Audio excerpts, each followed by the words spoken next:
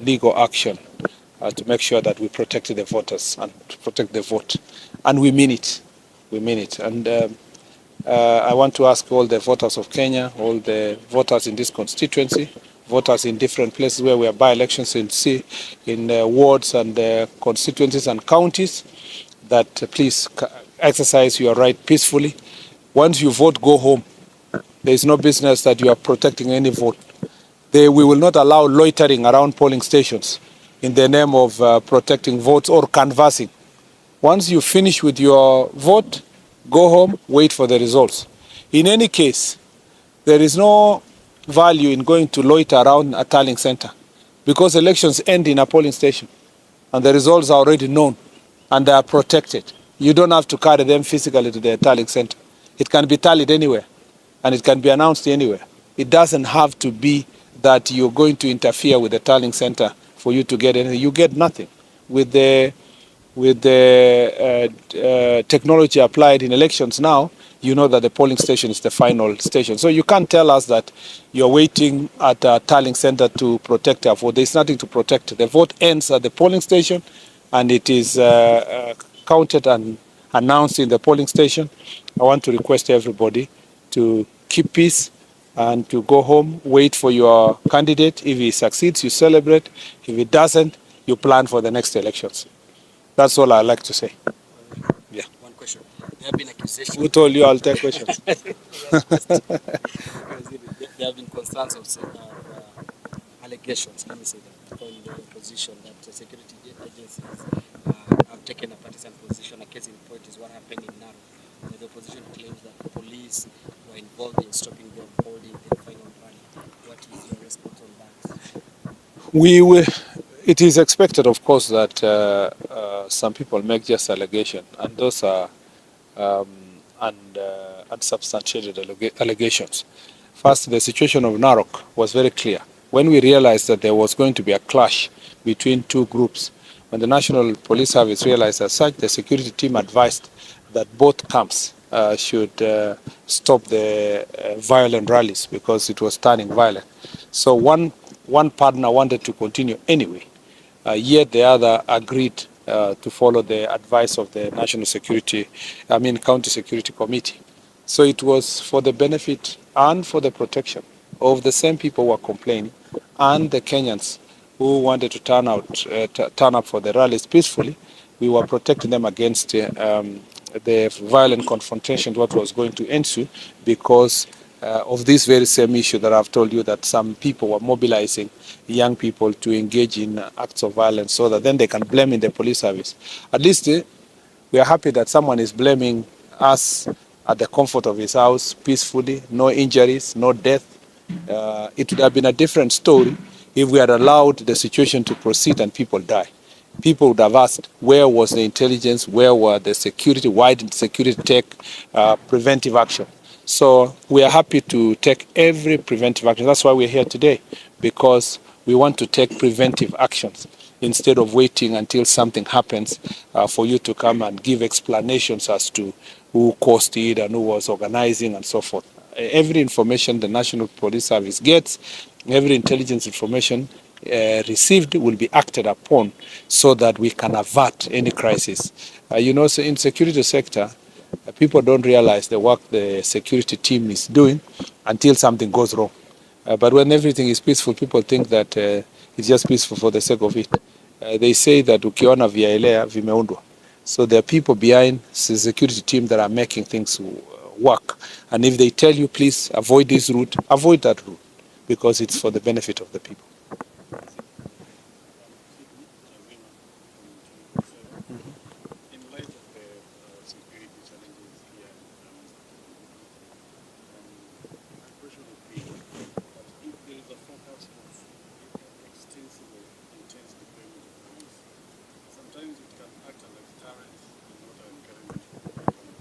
Yeah.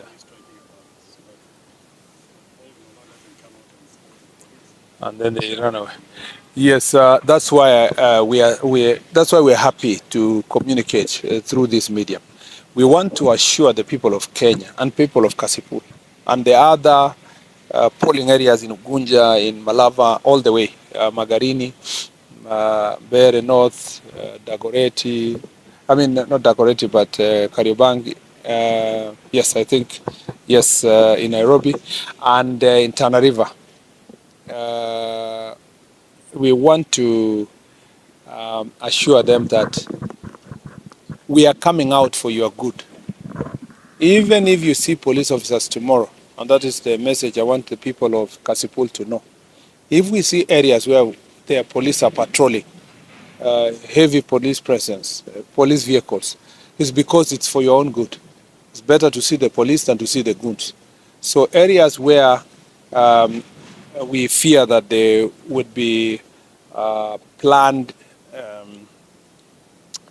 some people will have planned violence, or where people are planning chaos, we would like to deploy as many police officers as possible. So we want to forewarn our people to appreciate that there might be cases where in some areas you will see heavy police presence. It is not there for against the people. It's for your own good to guarantee your right to vote and to make sure that you have a peaceful environment for you to exercise your constitutional right. I will take the last two. I think the lady and yourself. Yes. Yeah. So that was okay.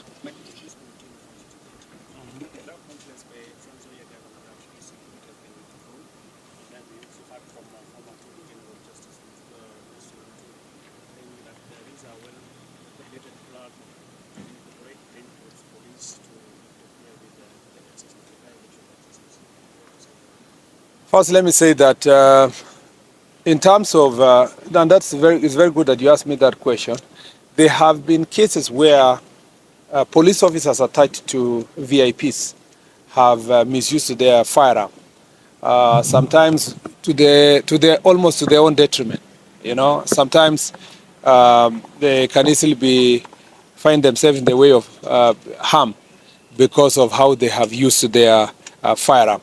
So let me say this, that any security measure taken by the National Police Service is, as I say, to avoid a crisis.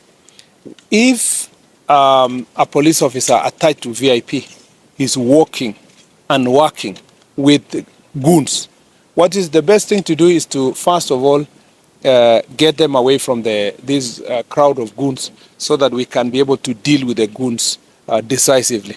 And I want to warn all police officers, including those attached to VIPs, that the fact that you have been attached to a certain VIP does not make you part and parcel of his campaign, part and parcel of his ideologies, part and parcel of his criminal plans. You need to know that at any one time you remain an officer of the National Police Service. So if there are any people who have been withdrawn, it must be in relation to the planned violence and the recent violent confrontations, and the fact that some of these police officers have been found in the middle of goons, facilitating goons, transporting, hiring. And it's not enough that they have been withdrawn. A disciplinary action will be taken against them.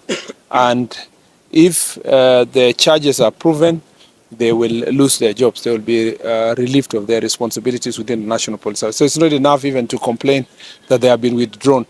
It may also be that those police officers may never go back to their jobs if it is found that they were facilitating violence in any part of our country. So those are security measures. Those are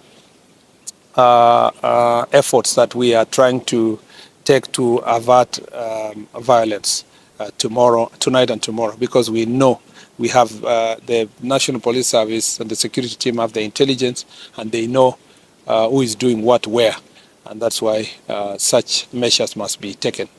As to whether police officers will be involved in interfering in elections, we want to ask every Kenyan, if you see a single police officer interfering with any voter, please report to their commanders or report to us, or share the information publicly through the media, because we do not encourage any police officers to engage themselves on electoral malpractices.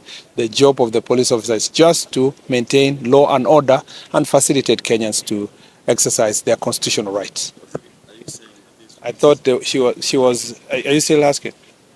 You answered. Okay. Then finally, Ben. Yeah, I'm asking, are you saying that this is the exact reason for Natembeya's security detail? Like, do you have specific details?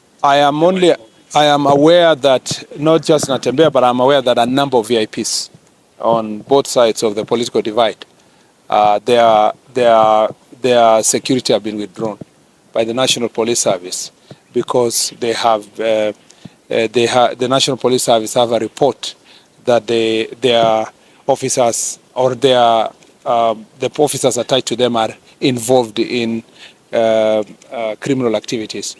Some who may be seen to be leaning to one side of political divide have chosen to keep quiet and not to share publicly what the police have done.